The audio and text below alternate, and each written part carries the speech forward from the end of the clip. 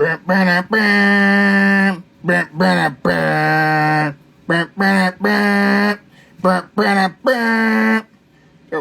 you doing? Oh, you're finally awake?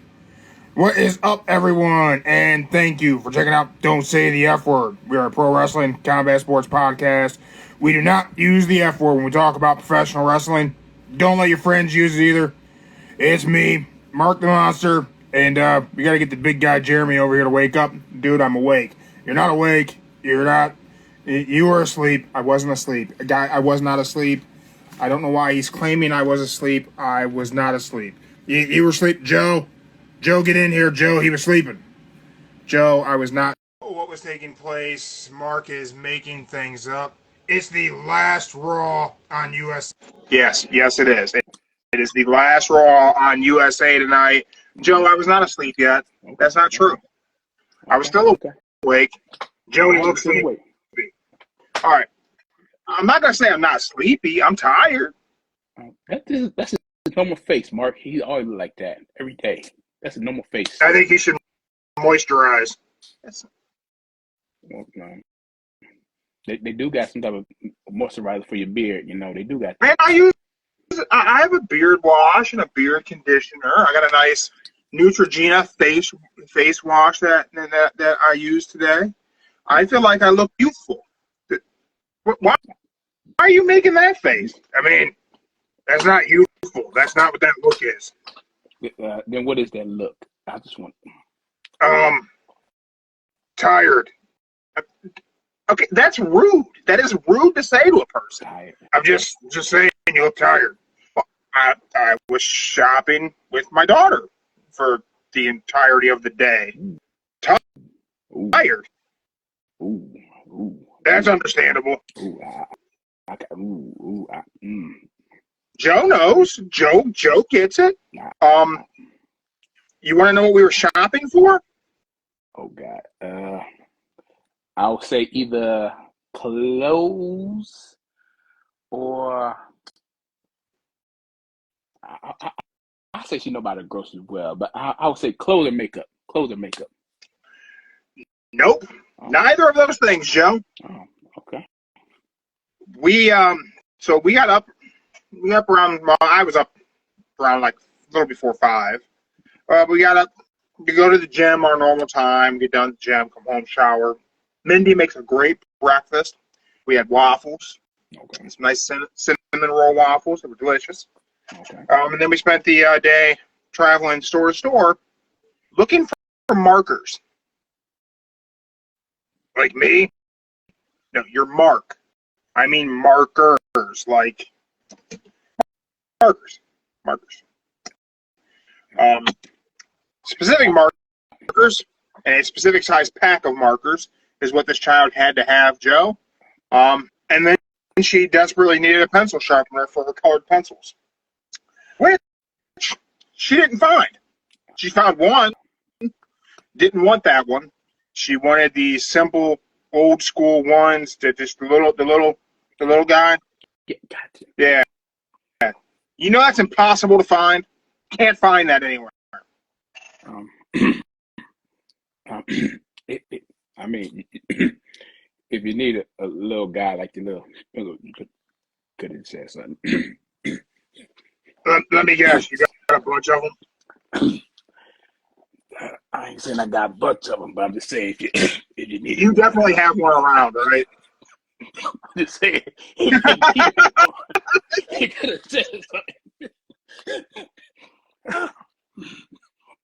I will tell you that this has led to your sister saying that this is clearly my kid, because she can't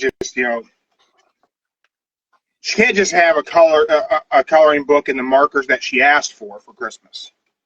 So she specifically asked for a specific brand of markers, a specific pack of them, and that's what Mindy got her for Christmas. Well, now she needs additional ones. She has to have all the markers. I think she bought 5 more coloring books. Mindy said it's clearly your kid. She can't just have a thing. She has to have all the things about the thing she's currently into. Yeah. I can understand that. Like, I don't know how exactly that makes her my kid. I don't. That's not necessarily a Jeremy behavior, is it? Uh, I would say only she start collecting certain things that the It's ordinary. obviously a Jeremy behavior. I very much, that's how I operate. I get into a hobby. I get really into the hobby. I have to know everything about it. I have to, be the subject matter expert. And then I get overwhelmed. I'm out of the hobby. And it gotta be specific, detailed stuff, things, items. Yeah. Sometimes, yeah. I mean, well, not always, but so I don't like buyer's remorse. You've had buyer's remorse, right? You bought the thing and it wasn't exactly what you thought it was going to be, and it's not necessarily what you were looking for. That is true. I don't like having that. Now that doesn't mean I'm not willing to experiment with something, but generally speaking, I'm going to thoroughly research whatever it is I'm going to buy. Now, I want to make sure I'm going to like it. I don't want to get it. Like, I don't really care for this. I don't like that. I don't like that feeling. It's not a good feeling, Joe. Not a good feeling. Absolutely, just not a good feeling. Don't like it. Don't want to feel it. So I thoroughly research. Now, sometimes I'll thoroughly research something, never even make the purchase. That's understandable. It happens. It happens. I do the same thing. I like it. Sometimes Might take the online shopping and the research is actually better than owning the thing. Or sometimes you talk yourself out of wanting it at all. Only downside is the jeans and pants. Like, your size, but the jeans and the pants, they'll never fit properly. And they the same size you get every time, and they just same brand and everything. Like the jeans. So, see, you're a tall guy. Mm-hmm. You're not a big guy no more. You're a tall guy. I'm built different. I'm not your average husky, early 40s white dude in America. It's not a beer belly and chicken legs. It's a dude who's pulled over 600 pounds deadlift in a competition. I got tree trunk legs, man. It's hard to find jeans that fit and that are comfortable. So whenever we found some that I liked and could deal with having on for an entire day, your sister bought me, I think, I don't know, probably like 7 pairs of the exact same jeans. Made sure it was the exact same model number, everything. So I got. Now I will tell you, I hardly ever wear jeans anymore. Yeah. That working from home shit is fantastic. I don't gotta wear jeans anymore. Gym shorts all day, every day. I did wear jeans today, leaving the house. Didn't like it. My legs couldn't breathe, Joe. I was uncomfortable the entire time. It's like 48 degrees outside. You need the jeans. Not 48 degrees. 48 degrees is fine. Again, a thick white dude in Ohio, my legs don't get cold. Okay, your legs don't get cold. Okay. They do get cold. But I mean, it wasn't necessarily cold enough to have the jeans on. But we were going out and about. I thought I should look somewhat presentable. Yeah. My mom thinks I'm crazy just walking outside to the mailbox in my shorts just to get the mail, I mean, I was out in the shorts early this morning going to the gym. Well, that's different. You're going to the gym. You're going to work out. You gotta have. Well, depends. If you're a shorts guy or one of them jean type of guy for the gym. Depends. Too many guys go to the gym in blue jeans, Joe. I got a problem with it. I don't like that. Because first of all, I know you stink. And again, I'm 290 pounds. My workouts are pretty intense. There's a lot of sweat going on. Whenever I'm done, yeah, I don't smell fantastic. Okay. You can tell I definitely put in some work. But I ain't wearing blue jeans at the gym. You got to think about it. That's just disgusting. I know you ain't watching. Some blue jean guys, they're probably going to work afterwards or coming from They work. probably are. They're probably that dude at whatever job it is they do that don't nobody want to be around because they smell like they got a Whopper under their armpits. Just be stinking. Like that's just it's unacceptable. It's an unacceptable behavior. Do not wear blue jeans to the gym and work out in them, and then take your ass to work being all gross. That's how they got ringworm. Those dudes definitely got ringworm. I mean, I know some would just wear the jeans, then go in the locker room, take them off and change to the gym clothes, but not. That's acceptable if you're changing back. You're gonna shower. I get that. But working out in the blue jeans, what is that? Why are guys doing that? It's gross. Look at it this way. Either they work in a warehouse or a factory and the smell just on the jeans, they can't come off. So they got to stick. It's got to smell bad no matter what. So no matter what. Let's just start off smelling like sweaty ass crack and ball bags. There you go. It's a terrible way to start your Monday. I'm just saying from my experience, like when I worked in the warehouse, I wore blue jeans and I washed them. The smell wouldn't come out. So I kept trying to wash, get the smell out. The smell it stayed there. So I was like, you got to Febreze. I still wash them. They still smelled the same, but they had a little bit of dawn in them, but didn't work. Got to Febreze. Yeah. Girl, what you want? Oh, Lord. What you want? Oh! Damn, girl. Now, why you got to keep doing this all the time? I ain't pooping. Hey, hold up. Don't say that. Say that.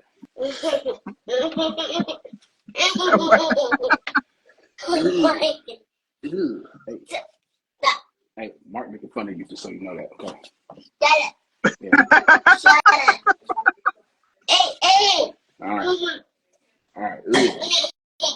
Not spray, girl. Ooh, you stink. What? We're going to flush it, but you're going to spray. I will run the defense of saying no need for spray at Joe's house. Ain't nobody blowing nothing up. No, nothing blowing them up. Joe. Yeah. It's the final Monday Night Raw on the USA Network. We did have, there was a gap of time. Raw debuted in 1993. Yeah. There was like a 5-year hiatus where it went to TNN, which then later became Spike TV, and then it returned to USA. Joe, let me ask you, man. Okay. What are some of your fondest memories of Monday Night Raw on USA? See, I'll prepare for this one. I got 3. You got 3? Joe's 3 top moments of Raw on USA. What do you got, Joe? First one, Madison Square Garden, the return of Triple H. You can't beat that one. I don't care what anybody says. You cannot top that one. You can try your best, but that is definitely in the top 3 for anybody. 2. Yeah. The Dolph Ziggler cash in. What year was the Dolph Ziggler cash in? I think that was 13. 12 or 13. Somewhere around there. And the best one of all, that's really funny. Kurt Angle in the milk truck. Kurt Angle in the milk. Man, God, the Kurt Angle milk truck was hilarious. It's really hard for me to try and think of my top 3 Raw moments. I think there are things that kind of stand out for a lot of people. I think that Seth Rollins betraying the Shield in 2014 is a standout moment. That's the pebble in the ocean creating the tsunami that is the Roman Reigns era of WWE. Without that, so much of what we see today can't happen. So that's kind that's a really cool thing to have happened in 2014. You go back to 1993, the inaugural Monday Night Raw, Gorilla Monsoon kicking Bobby Brain Heenan out, and Bobby Brain Heenan trying to sneak back in.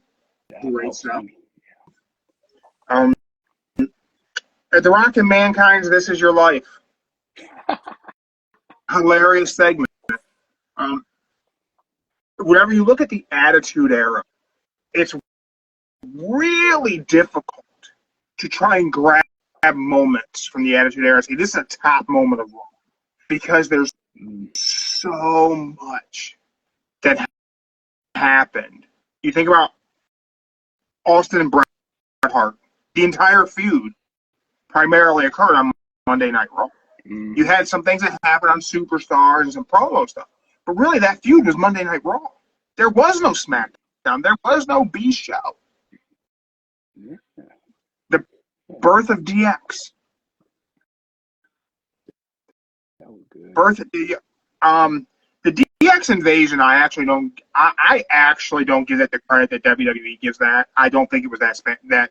It was a funny bit on the show, but now as the winners tell the history, it was this huge thing. It really wasn't. They should have just let them go through the door when they shouldn't go to the gate. They should have just looked right in there. Hall and Nash said they were trying to open the door. They wanted to open the door. They wanted to. I know they did. They thought it would have been great TV. It would have been like that. Would have been. Ooh, I would say if they would have did that, that would have caused a loophole in the whole 83 weeks if they had did that. Yeah, it would have happened sooner. I think everything Rock Austin and the IC title feud on Raw was so good. What was that? The bridge. He tossed. I even think Ministry of Darkness was pretty good. Yeah, the Ministry of Darkness, that was good, but the crucified of Stephanie McMahon.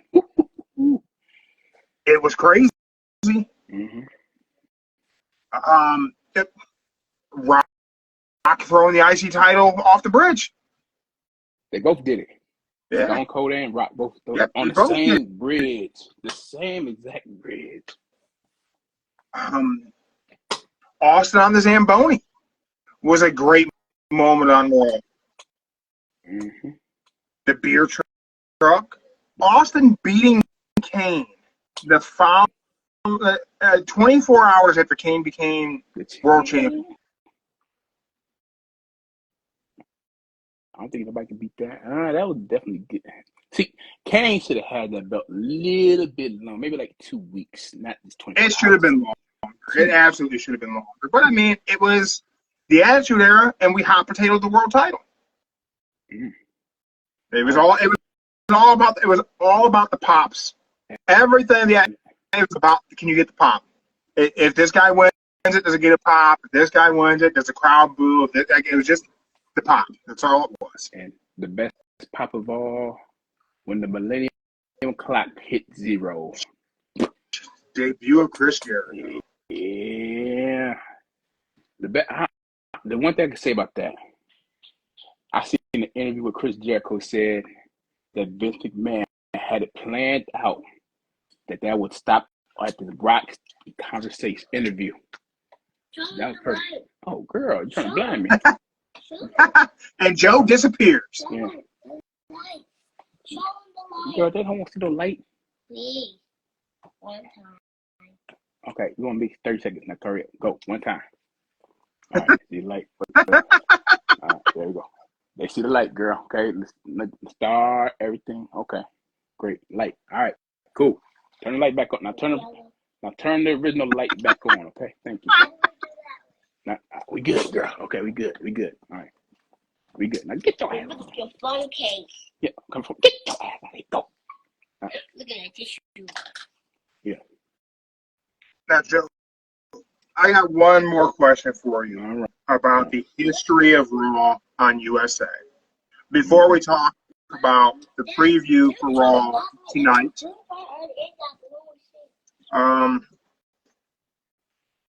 well, you know what? Let's talk long term. Okay. What is the best feud to be showcased on Monday Night Raw on USA? Ooh.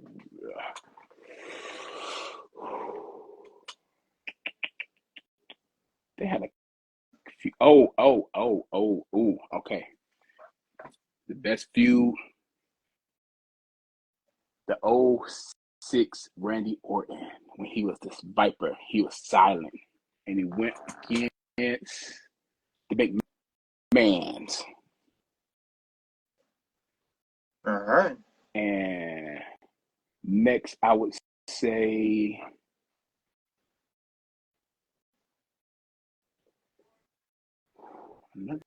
damn, they had a whole good fuse on Raw.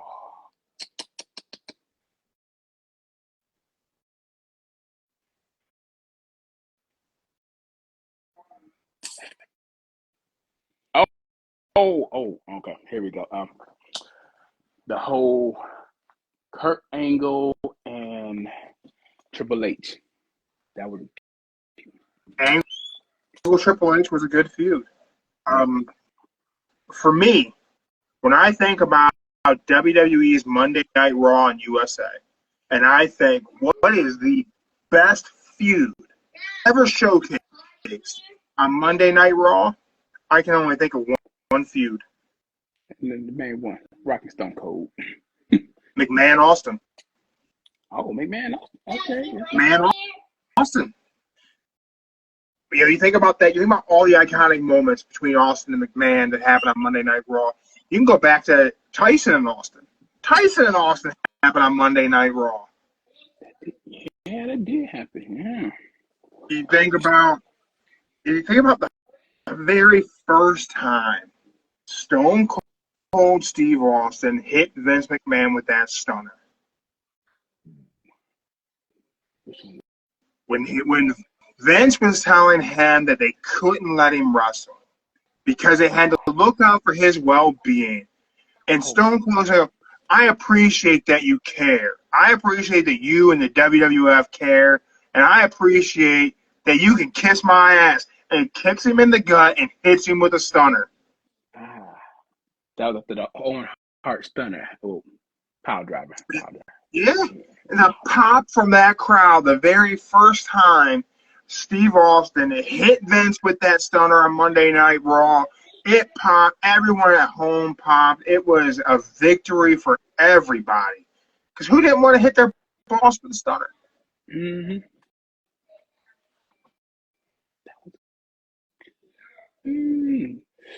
That's when everybody wants to fight their own boss every day, every week. Yeah. Yeah, man. And the Texas rattlesnake, don't trust anybody, whoop everybody's ass mentality. Man, that was the 90s through and through. Inspiring for a young man like myself. I wouldn't say that now, but okay. Busting open a can of whoop ass. And suck it. What? What? Hell, son. It's I do know okay, Steve Austin. It's an all right, Steve Austin. Yeah. And that whole Steve, the whole what came from getting the voicemail on Christian's phone. That was funny. Mm-hmm. My next question for you, Joe, before we talk about tonight's one. Okay. Yesterday we did the Markies, and we did our best of 2024 awards. One thing we didn't cover because I wanted to cover it today. All right. What is your top moment of Monday Night Raw 2020? It's the last Raw of the year, man. What is this year on Raw? On Raw. What's your moment? 2024. What happened in 2040?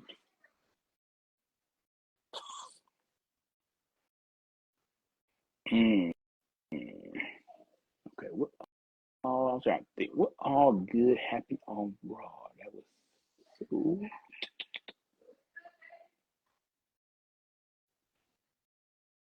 All right, I would say this. It could have been better, well, it was good when it started, but now it kind of sucks. But I still stand by the whole Bo and Uncle Howdy video package, the very first one. That was a good standing moment on Raw. That's your moment? It could have been better. Well, the whole segment could have been better going on forward, but it really ain't that good. So. It's funny because you say that, and whenever I'm thinking my top moment of Raw, I think the debut of the Wyatt 6, 2024. Everything else that happened on Raw was part of a wrestling show. The debut of the Wyatt 6 felt really different. Mm-hmm. It was like, what am I watching? It's remarkable that they fumbled the bag. It's also remarkable that so many outlets won't talk about how they fumbled the bag on this. I know. I sent you a quote just before we started the show tonight from Busted Open and Bully Ray. And Bully Ray said, I think pro wrestling fans like to be on the team that's winning, and WWE is the winning team. If you're looking for the stuff that you get in AEW, and I'm talking about the exciting, acrobatic type of matches, you can find that in WWE also. And you can actually find it with psychology and selling. The empire of the WWE has never been taken down.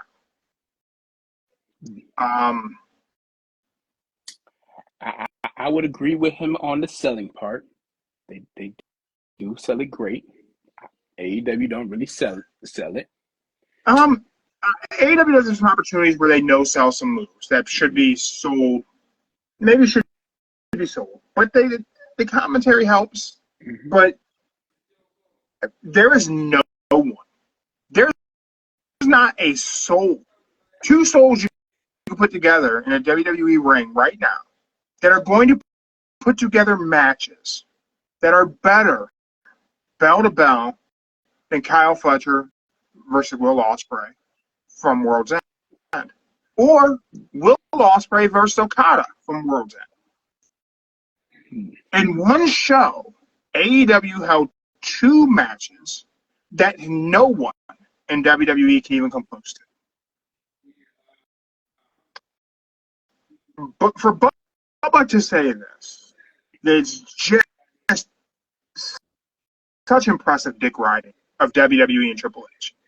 It's honestly disgusting. I'm like, this is just gross. Like, it's dishonest. And it breeds this idea of the fan base of Busted Open that WWE can do no wrong. And that just isn't true. WWE fumbled the bag with the Wyatt 6 in 2024. They fumbled the bag with Chad Gable in the Alpha Academy. They booked the exact same story on Raw and SmackDown of a tag team splitting up with DIY and the New Day. They did the exact same teases. We're going to tease a split and turn them heels. They did the same story on two shows. How the hell is that possible that no one's going to call them to task for that shit? I couldn't tell you. I'm not wrong. Not wrong. Somebody tell me when I'm telling lies. But I can say this. In the wrestling business, there is no right or wrong team. They all doing the same thing. But if you look at the concept of each show, one week, one show could do better. Next week, one show could have a better pay-per-view or PLE. I absolutely agree. I enjoy AEW and WWE. I just like pro wrestling. I don't have a dog in the race. I don't care who gets better ratings, who sells more. It doesn't matter to me. And I think both promotions offer something that everyone can enjoy. Mm-hmm. I think if there were an opportunity, I could say in WWE, it would be in the ring, bell to bell. Mm. But WWE has a specific style of pro wrestling in the ring, bell to bell, so it's not that it's bad. I would say this in a nice way. If WWE want to be a little bit better than AEW, they should do that little 20-minute countdown, that clock. That'd be great. Like the Continental Classic? Yes, Yeah, that 20 minutes. the 20-minute was pretty fun. Yes. The fact that they used it just right. The Continental Classic was great. Great tournament, great matches. The whole thing, really enjoyed it. I think an opportunity for AEW coming out of 2024, going into 2025. And I think they may have the answer, just whether they execute it correctly. And it's not the lack of heels, like a lot of people like to say. AEW does not have a superhero. And I think it's important for a wrestling promotion to have at least one superhero. Cody Rhodes is a superhero. John Cena was a superhero. AEW doesn't have that superhero. They had it when they had Cody. I want to say maybe Will Ospreay could, but he's kind of more of a video game character than a superhero. Yeah. I would say, and there's a difference. There's a difference. I would say my pick as the superhero, it could be Swerve because the crowd likes him. They all behind him. And he started off as the villain. He started off as the villain. And so Swerve could become the superhero. Swerve, I think you're right. Could be the superhero. Adam Cole, he got his little moments, but he's not there that much. MJF. Adam Cole doesn't look intimidating. He can't be the superhero. MJF is just a super villain. No matter what you look at, can't try it. Lex He's a super villain. Luthor, man, he can't be the babyface. He just can't be.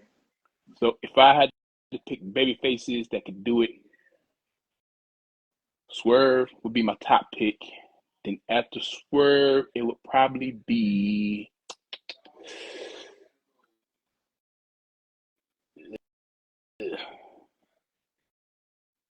Darby could be the backup plan, but not at my next. Darby would be number 3 as the baby face. But number 2, I would say it's got to be Orange Cassidy. And I think our only 2 options are Swerve and Kenny Omega. I don't know who else.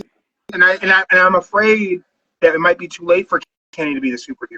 Maybe Hangman, but man, I like Hangman as a heel. Hangman better as a heel. I'm sorry, I can't.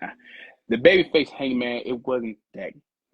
It was okay. It was okay to start, but man, the heel turn is fantastic. Yes, the heel made him. I feel like the heel made him be himself more than the babyface.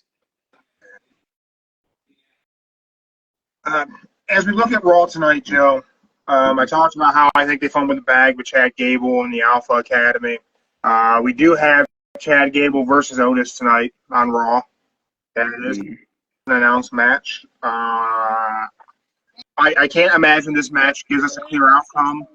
I would imagine this is going to build for this feud continuing between Alpha Academy and American Made, and we're gonna end this in a Raw, and then next week for the Netflix debut, it'll be another 6-person tag or something.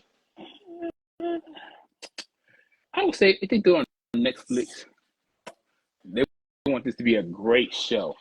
They want all your top stars, no matter SmackDown or NXT.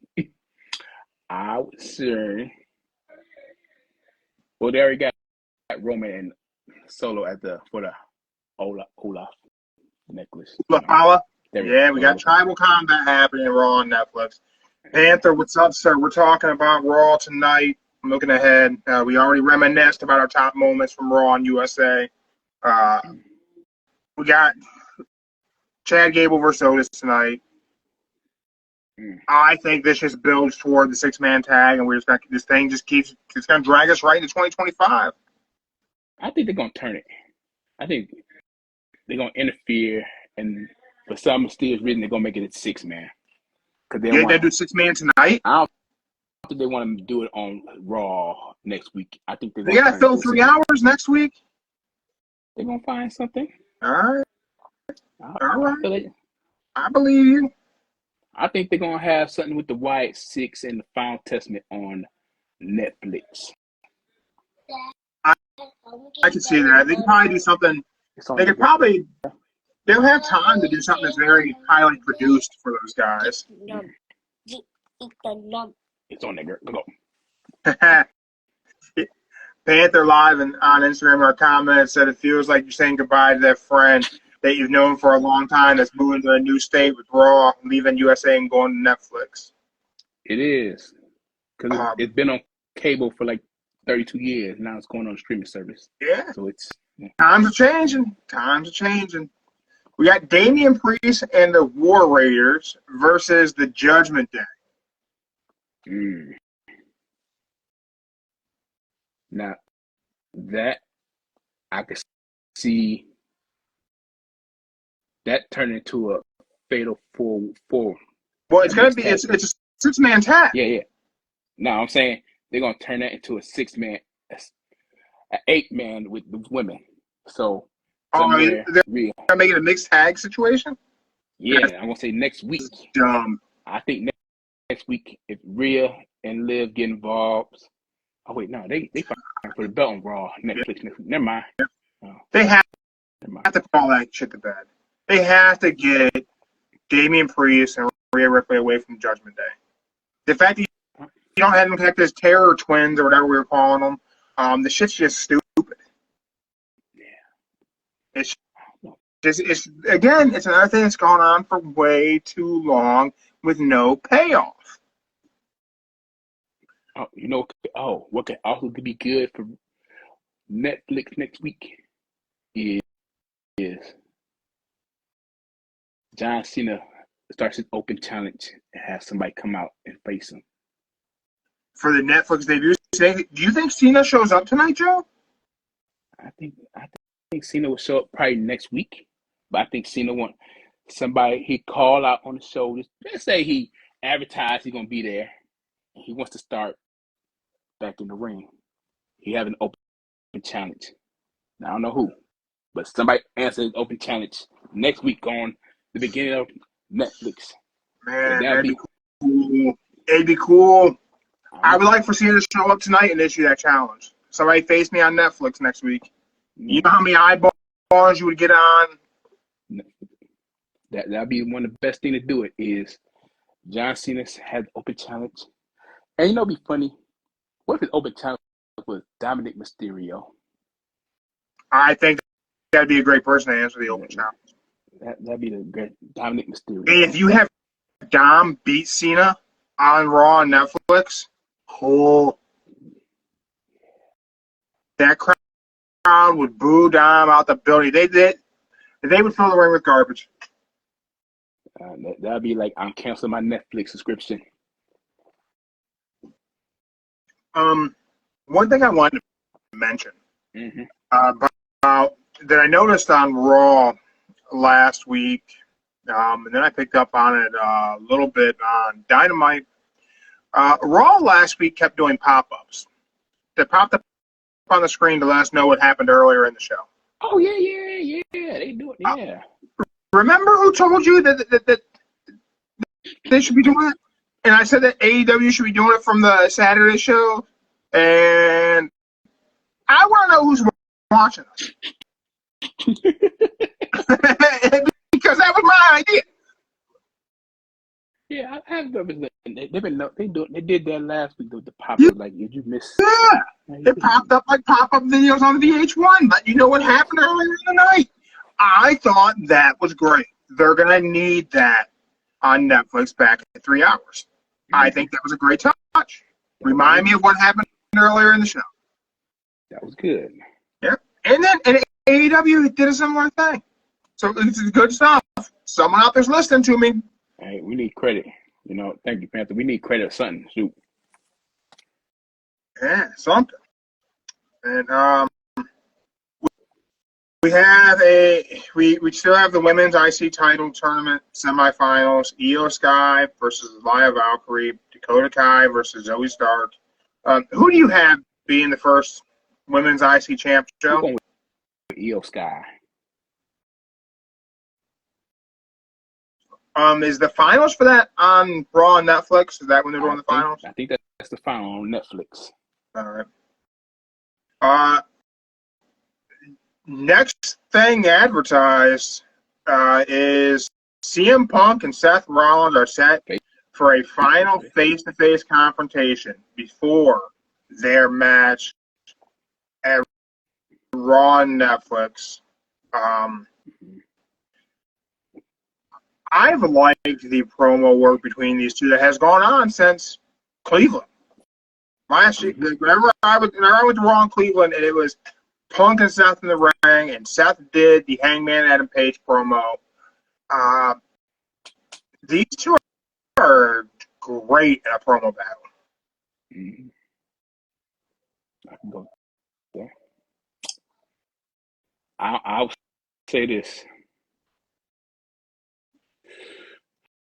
Depending on where they sitting at, if they in the middle of the ring with the table, either A, they're going to swing on each other, or B, Adam Pearce tell them their restriction, you can't touch each other until next week, or the match is called off. I definitely think they're going to say no physicality. You know what one of my favorite CM Punk promos is? I guess it's not even a CM Punk promo, really, I guess, but a promo where Punk was involved. Okay. It's Eddie Kingston and CM Punk in AEW. Oh, okay. There was a thing that they did that a lot of people have done since. And CM Punk stood in this corner, and Eddie Kingston stood opposite him in this corner. And they cut their promos. As Kingston got more engaged, he got closer and closer and called Punk an egotistical, selfish, narcissistic little bitch. I would like to see Seth Rollins, as he did the Hangman Adam Page promo and said all the things Hangman said. I would like to see Seth Rollins say all the things that Eddie Kingston said and do it the same way, corner to corner, all the air and opportunity in the world between them, and so much tension that you can just feel it. I would like, since this is the last promo before the match, this is the perfect opportunity for them to allow Seth to look at Punk and go, what was it that John said? Fragile mind, fragile body, fragile ego. I know they don't want to reference AEW, but who gives a shit? Let this be the thing. I think it'd be better if he say Dean, like my boy Dean said. He could do it that way. I think it would feel better if he said John or if he said Mox, because then you're not dumbing it down for the audience. But either way, he needs to reference that. I think it would be it would be a great thing to be like that final just jab at Punk. Mm-hmm. Or maybe, hey, don't break your foot this time. Or try not to get hurt. Yeah. It'd be great if you could try to not get hurt. They could. We could. Or JM. Or JM could work. JM. I mean, they could just say Mox. Just say Mox. Punk had no problem referencing WWE guys while he was in AEW. Let Seth reference Moxley. It'll be funny. Question for you as we talk about CM Punk and Seth Rollins. We look ahead to 2025. Do you think Punk makes it through 2025 without getting injured? Ooh. Oh, Panther in our comments live on Instagram said he could also say, after I get through with you, there's no crying us a river anymore. That'd be funny. Ooh. That would be hilarious. I would say this. If he has a severe little light schedule of wrestling, I say he wouldn't get hurt. But if he's going back up full throne like John Cena, which he's not John Cena, he probably going to get hurt. Yeah. Yeah, I think there's a good chance that maybe Punk don't make it through the year or not be on the injured list, especially if he keeps trying to do some, rougher matches. Like, I can't believe he made it through Hell in a Cell injury-free, really. Mm-hmm. But they did give him a good amount of time off after it to recover. So that was good. It is that time of the show, Joe. Panther, I hope you're ready. Hold on. I don't know. I don't think your sister's in earshot of me, Joe. I don't know. What was the last week bell time? I think it was 8:24. Wait, I called that. I think you had 8:23 last week. Damn. I think you missed it by a minute.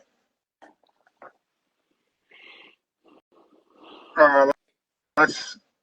Ain't fair, y'all. This ain't fair.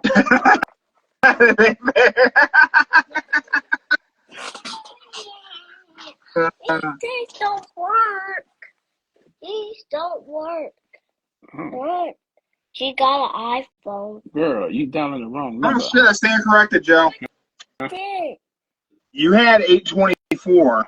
So I'm at the verify if it was 8:24.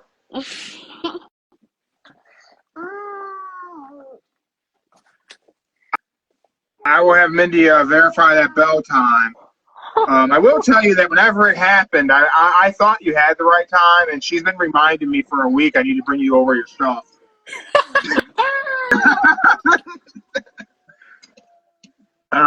Panther has taken 8:30 East Coast time. Okay, East Coast time. I'm going to go with that 8:24 brought me luck, so I'm going to stick with it again, y'all. Okay. You're taking 8:24. I told you I don't have a number. Oh, I got a phone number. Girl, look at you. Take it 8:20. I got a phone number. There you go. Look, now there you go. Go. Scram, get here. I will update you guys if Mindy gives me a time. I think Raw has had such a great run on USA. I'm interested to see what happens with Netflix. I think just streaming's just kind of the way things are going to go for a lot of things. We got AEW is going to be moving to simulcasting on Max and TBS. So I think we'll see more streaming from AEW. I just feel like streaming. There won't be no ratings with streaming, y'all. So we got to look at it that way. Right, I mean, it's still going to be a PG program. Yeah, everybody going to be thinking about the ratings, but the ratings. How can you do ratings on a streaming service? You can't. There's no. It's just the number of. I mean, that's the benefit of streaming services for everything. Is you're able to reach more eyeballs, and you don't have to reach them all at the same time. Big thing with like a lot of movies, they go straight from theater right into a streaming service almost immediately because you can reach more people. It's not. It's not necessarily who's watching it when, it's who's watching it ever. So I think that I don't know, man. It'd be interesting. I think 2024 has been a great year for pro wrestling. It's been a great year for Raw. It's been a good year for Raw. I actually won't say a great year because I think 2023 was actually better for Raw and WWE as a whole, and I think that boils down to Roman Reigns as a heel champion and the chase for Cody to take that title. I know that WWE has been the hottest it's ever been this past year. Mm-hmm. But being hot and being strong aren't the same thing. I don't think it's been the strongest year for WWE's programming because you've had no Ultimate heel as your world champion like you have with Roman. It's all about the chase. It's all about the chase. And Cody hasn't had an adversary that's been chasing. I think Gunther desperately needs an adversary chasing him, a consistent one that's not Damian Priest, because Damian Priest is not a main eventer. Yeah. I don't know who I think it should be. It could have been Chad Gable after the IC title stuff. Chad could have started coming after the world title. I think that would have been a good run. He gonna get that IC title. He gonna get it this week. I think it'd be good for Chad Gable to skip IC route. Let's have Chad Gable start feuding with Gunther.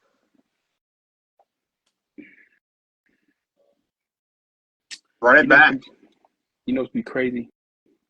What if let's just say by the end of WrestleMania, beginning summer, Chad Gable and the American Made, they all got the gold. Like, could you imagine? American Made, dripping in gold? All right, Joe, do you have one last prediction for a surprise tonight on Raw? Surprise on Raw. Okay.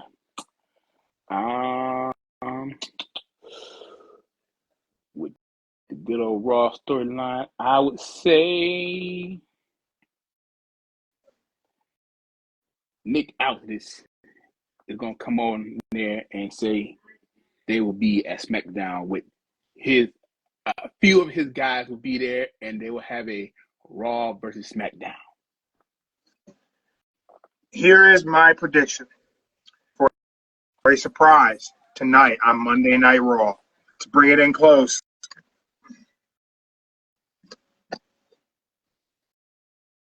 I think Raw goes off the air with Stone Cold Steve Austin. Stone Cold Steve Austin. Okay. Yep. I think Austin closes out the show. Okay. No better way to sign off on USA than Steve Austin cracking open some Steve Weisers and tipping them back on USA. That'd be nice. That'd be nice. It'd be a great way to end the show. That'd be a great way. So I know Triple H, I know you watch us, so just make a call, get a plane, get Austin there. I think Raw should close out tonight with Stone Cold Steve Austin and then that ring. You can have The Rock too.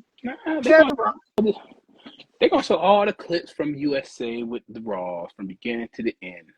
They can show all the clips, man. They could close this thing out with Rock and Austin in the ring. And I think that would be fantastic. Yeah. Mm-hmm. Oh. Well, I got what they say. What you got, Joe? What you got? I forgot to mention. Who had the best entrance theme song for 2024? It's Jey Uso. Jey Uso? Jey Uso has the best entrance for 2024. What's your pick? Can't hear you, Joe. Nope. Still can't hear you. And you're frozen. Keep calling. That's all. Popular. I know.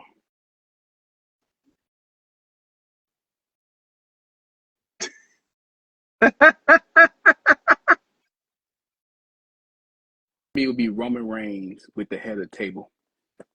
Yeah. Roman's is good, but man, Jey Uso, especially where Jey had the Fireflies. Yeah. When Jey got the Fireflies, that was awesome. Mm-hmm. Without them, it's not the same. But man, he still got the yeet. They got the yeet. Yeah, they do. All right, everyone. Thank you for checking us out live on Instagram. If you're not live on Instagram, you're on YouTube and Spotify. That means I remember to upload this. Because I still had to upload yesterday, so that'll happen tonight as well.